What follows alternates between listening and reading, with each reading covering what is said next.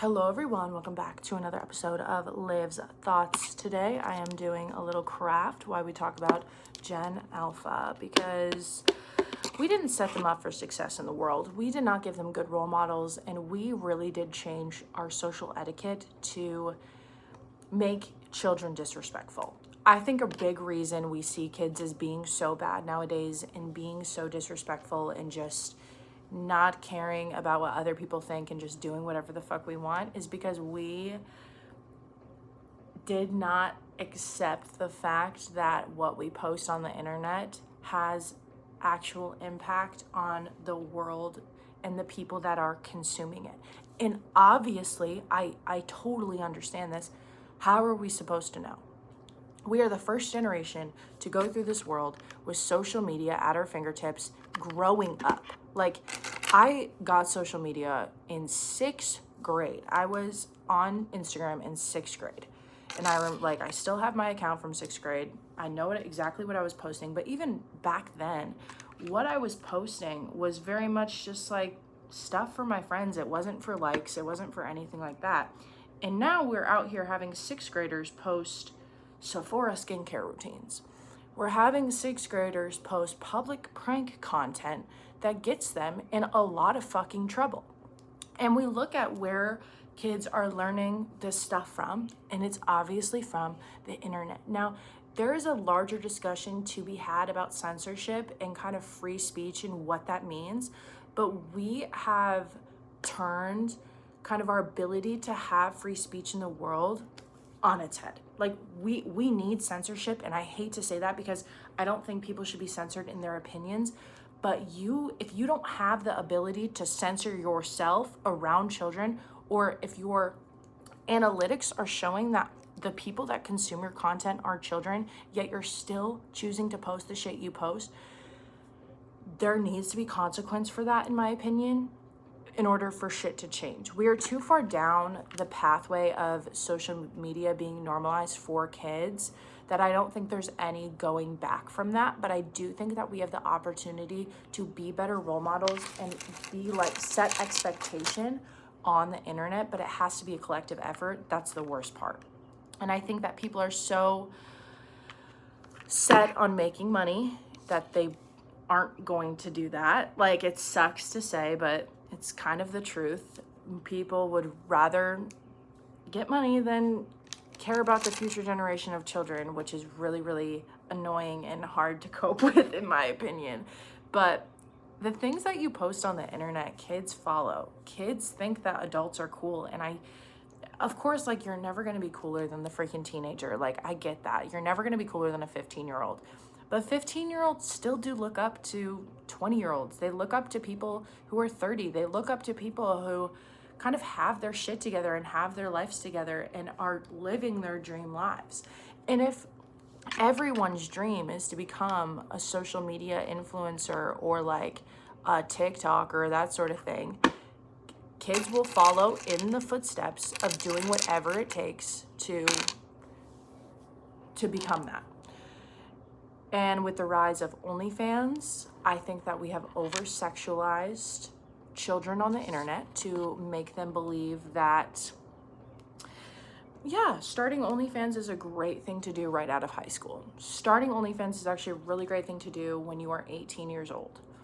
We have kind of made it more socially acceptable to accept sex work at such a young age. And I don't think there's anything wrong with sex work at all. Like, I'm not anti-sex work. But I think that we have ruined time and place. Again, with the social etiquette, we've really ruined time and place. The rise of OnlyFans and OnlyFans rage bait content in public has made people so desensitized to like naked humans in public. Made people so desensitized to like what is appropriate and inappropriate to be doing at a family function or a function that there are a lot of families around.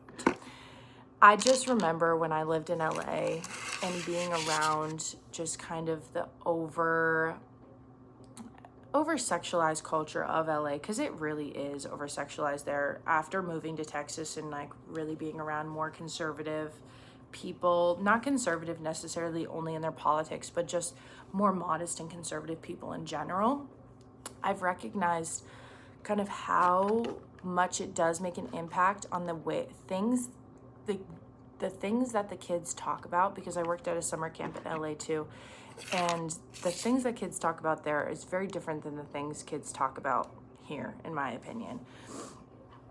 But besides that whole point, we are the people that are desensitizing children to really bad shit and making it seem like the really bad shit is really fun. And I think that we owe the younger generation, we owe them to be good role models for kids. And I noticed this last night because at my sprint club I go to on Monday nights, there is these 3 little kids that come and join us. And I hate to say that I've kind of been working with them, and it's like, it's so stupid to say, but I've really been trying to connect with these kids at such just like, I'm trying to connect with these kids on their level, because these are kids that are not coming from a very nice home. We can see their house because they pointed out to us, and it's not a very nice house. Their parents, you can tell, don't really care about them. Not saying that they don't care at all, but the way that their parents talk to them, especially around us, is really concerning in my opinion. And the kids lash out very easily when they are told not to do something, or when they are like getting yelled at or that sort of thing. And so to have just like a one-on-one conversation with a child and be like, hey, if you want to be here right now, you got to follow the rules. And that's not a bad thing. Like, we're going to have a good time regardless, but can we please try to focus right now, and that sort of thing. And setting good examples and talking to them on their level like an adult, because that's how they want to be treated, just like an adult. So I think the best way to approach that is talking to children like an adult and showing them genuinely how adults live. We have to be good role models for these children. And I'm happy that I'm in the space. Like, I work with kids, and I think that this is really one of my callings in life, is to work with children, because I think I can connect with kids very, very well, in my personal opinion.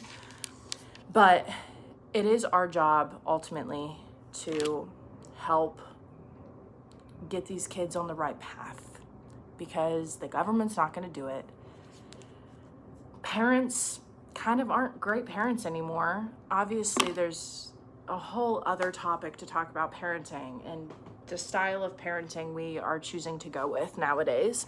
But if you're around kids, like, watch your mouth. If you're around children, be aware of what you're doing, saying, wearing. Like, there's time and place for everything, and we have gone so far away from time and place, and I wish we would remember what time and place meant.